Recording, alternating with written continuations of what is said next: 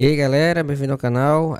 Vamos acompanhar aqui tudo sobre o mercado da bola do Flamengo, né? Tem a questão também do Gabigol, que retornou mais cedo das férias, né? Ele abdicou das férias deles e tá treinando intensivamente, né? Tanto fora das 4 linhas também. Passou aí, teve alguns vídeos ele publicado, ele treinando na praia, com preparador físico e tudo mais. E agora voltou de vez, né, pro CT do Flamengo. Tirou até uma foto, postou nas suas redes sociais, que tá treinando forte. Colocou uns comentários dizendo que ia fazer história novamente esse ano. E vamos ver como vai ficar a situação dele, né? Lembrando que tá com o pé atrás, e o Flamengo tá com o pé atrás em relação a ele, principalmente em relação às polêmicas envolvendo o Corinthians. Ele disse que não tinha nada.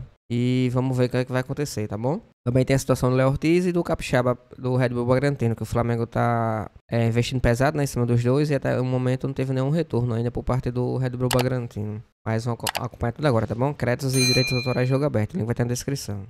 Gente, porque lá, Gabigol, sim, ele decidiu antecipar as suas férias, voltou a treinar mais cedo, mesmo com o futuro incerto dentro do Flamengo. Já no seu rival, Vasco, pois é, João Victor desembarcou para se apresentar. E no Fluminense, o Flu, olha, está perto de se despedir do capitão Nino, mas recusou proposta bem alta por ele, John Kennedy.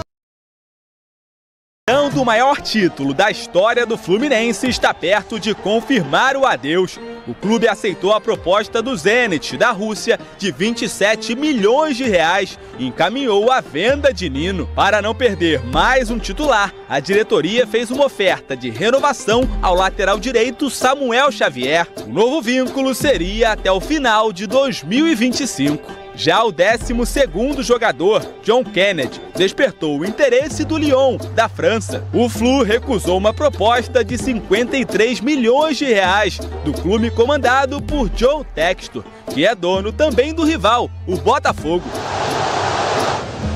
Falando no alvinegro, tem goleiro novo encaminhado. John, que pertence ao Santos e está emprestado ao Real Valladolid, da Espanha, vai ser adquirido em definitivo por cerca de 8 milhões de reais. Textor está disposto a investir e enviou uma proposta de mais de 40 milhões de reais por Benjamin Rollheiser, camisa 10 do Estudiantes, da Argentina. O clube tem a concorrência do Benfica, de Portugal. Quem veio do Benfica direto para o Rio de Janeiro foi o zagueiro João Victor. O único reforço anunciado pelo Vasco até aqui desembarcou ontem no Galeão e já falou como jogador cruzmaltino. O Vasco é uma grande equipe, uma das maiores equipes do Brasil. Conversei muito com o amigo Piton também, que jogou comigo no Corinthians. Falou muito bem do Vasco, falou que a torcida é uma torcida muito apaixonada, uma torcida que vai me acolher.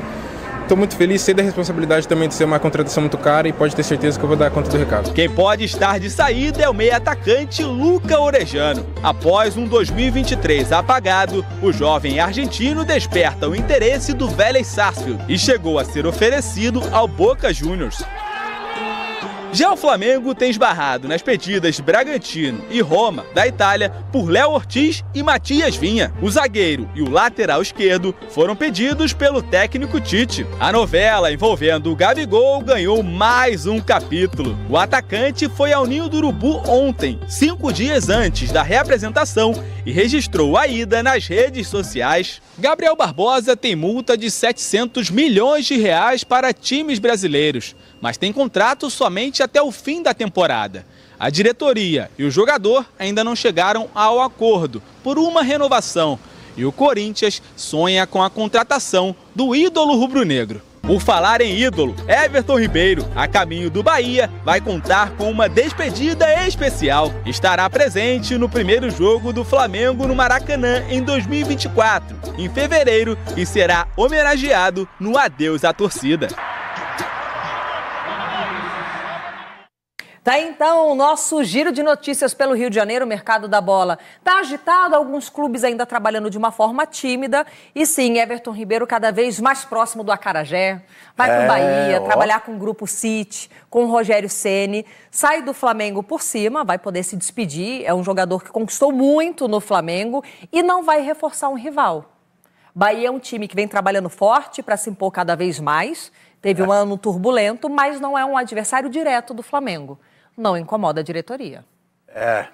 O Flamengo, ele vai, eu acho que ele reforça assim, um grande time também, o Bahia, que o Bahia no final aí começou a dar muito trabalho, goleou o Corinthians, fez o Rogério Ceni trabalhar firme, ficou naquela dependência de zona de rebaixamento, mas agora com essas contratações também, que esse jogador de peso, ele vai continuar até janeiro, vai fazer o último jogo, né? Faz o último jogo para poder se despedir da torcida no Maracanã. E merece, não merece, Ronaldo, uma despedida desse tamanho? Ele fez parte desse time que encantou não só os torcedores do Flamengo, como os adversários, o time de 2019, conquistou tudo no Flamengo. Acho que merece dar um adeus para a nação. Começou no Corinthians esse menino. Esse menino merece, sim, mas cara. por que você está falando do Corinthians? Não, porque o Everton, eu lembrei dele pequenininho lá no Corinthians, agora sendo esse monstro que você falou, e é verdade. E o Flamengo, o torcedor flamenguista, deixa eu falar uma coisa para vocês. Tenha calma, o torcedor flamenguista, mas vocês têm que ter calma. Quem tá porque bravo? Vocês têm peça a dar com o rodo lá. Contratações que vocês vão ter que fazer esse ano é pontual ali, o Tite já sabe disso. O Tite já tá colocando aqui, nego pra lá, pra cá, mas ele sabe que, você viu, já pediu os meninos do Bragantino, que ele já ficou de olho, que boa contratação dos dois, do zagueiro e do outro menino é bom também. Então, o torcedor do Flamengo tem que estar tranquilo. E do Vasco mais alegre ainda, porque tem o... João Vitor. O João Vitor chegando, que é um baita de um zagueiro, que era pra voltar pro Corinthians, não sei porque não voltou. O outro também foi pro Inter lá da Renata, que ela está comemorando onde ela está. O João Vitor estava no Benfica, revelado pelo Corinthians. É o primeiro reforço do Vasco nessa temporada, já no comando do Alexandre Matos. Chega para reforçar o sistema defensivo. O Vasco... Porque se tem essa questão de mercado do Corinthians, o seu pacotão lá de reforços, o Flamengo também começa a se preparar para a temporada de 2024, com mais expectativas de chegadas e talvez essa troca também do Thiago Maia e do Fausto Vera. Tudo bem, dona Roberta Barroso? Boa tarde para você. Tudo bem, Mari? Boa tarde para você, para todos os amigos e amigas desse Sport Center. Beijo também para o fã de esporte. É isso, o Flamengo segue de olho no mercado, não desistiu ainda da contratação do zagueiro Léo Ortiz, que pertence ao Red Bull Bragantino. Mas essa negociação está travada, porque o Massa Bruta, inclusive, ofereceu uma renovação ao jogador, aumento salarial, então o futuro de Léo Ortiz está indefinido. Travada também a negociação com Vinha, que pertence à Roma. O Flamengo chegou a oferecer cerca de 7 milhões de euros pelo atleta. A Roma recusou e colocou um preço, aproximadamente 10 milhões de euros, cerca de 53 milhões de reais. Agora, sobre o atacante Yuri César, ele foi especulado no Flamengo, alguns jornalistas falaram que o Flamengo tinha interesse nesse jogador e o jornalista Eric Faria conversou com o vice-presidente de futebol Marcos Braz e ele negou qualquer interesse no atleta, disse que nunca teve interesse por esse jogador que atua nos Emirados Árabes.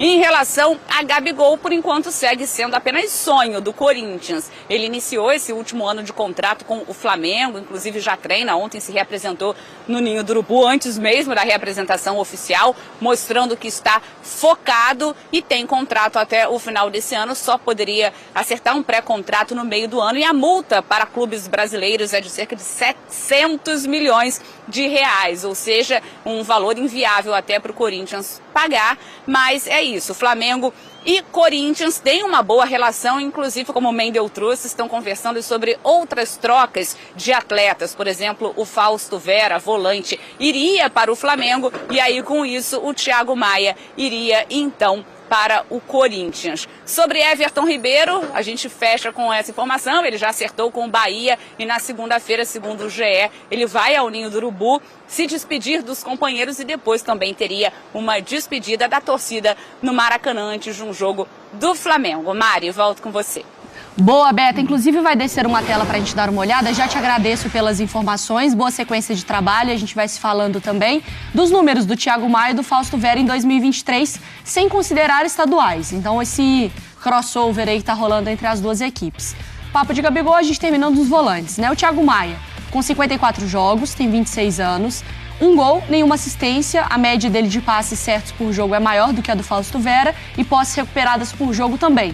O Fausto Vera é mais novo, teve menos jogos, tem o mesmo número de gols, deu mais assistências e também duelos vencidos por jogo, ele tem uma média maior do que a do Thiago Maia.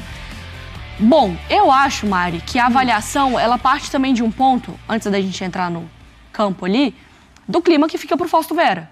Porque, querendo ou não, independentemente se os números dele ali fossem muito melhores ou parecidos, ele já foi envolvido, e a gente já sabe aí de bastidores, de uma insatisfação poxa, me tratarem como uma moeda de troca, descartável nesse sentido. Então, acho que isso também vai contar muito para a permanência ou não do jogador, né?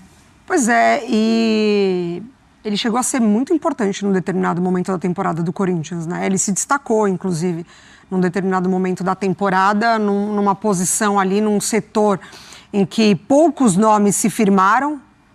Teve a lesão do Maicon também, então a chegada dele foi vista com muita expectativa, muito por conta dessa ausência de nomes, e ele se firmou. Em determinado momento ele foi muito importante para o Corinthians e parecia realmente que teria uma vida longa no clube, né? Que teria até uma melhor sequência ali, independentemente de quem chegasse para comandar o Corinthians. E ele acaba perdendo espaço.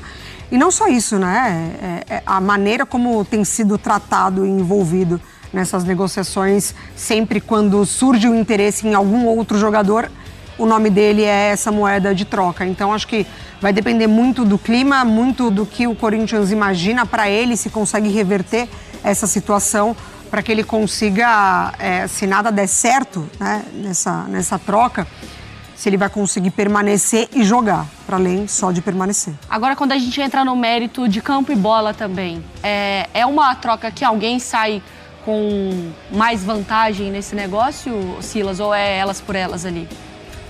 Eu fico assim um pouco preocupado, Mari, porque a gestão, juntamente com o treinador, é que tem que avaliar, analisar e ver se o jogador interessa ou não, pela idade, pelo que jogou, pelo que não jogou. Porque aqui no Brasil, o jogador que vem de fora, ele tem um peso diferente do jogador local. Então a gente vê muitos jogadores locais, os clubes tendo paciência com eles. Principalmente quando você fala de Corinthians, Flamengo, esses times de muita massa, surge um jogador na base que está mais ou menos bem contra um que veio de fora, que está mais ou menos ruim, pronto. Já se cria um clima ruim para o estrangeiro e aí chegou num ponto que você mencionou aqui, o próprio jogador não quer ficar mais. Agora, dentro do campo, parte técnica, eu não sei como que o Thiago Maia está fisicamente, clinicamente.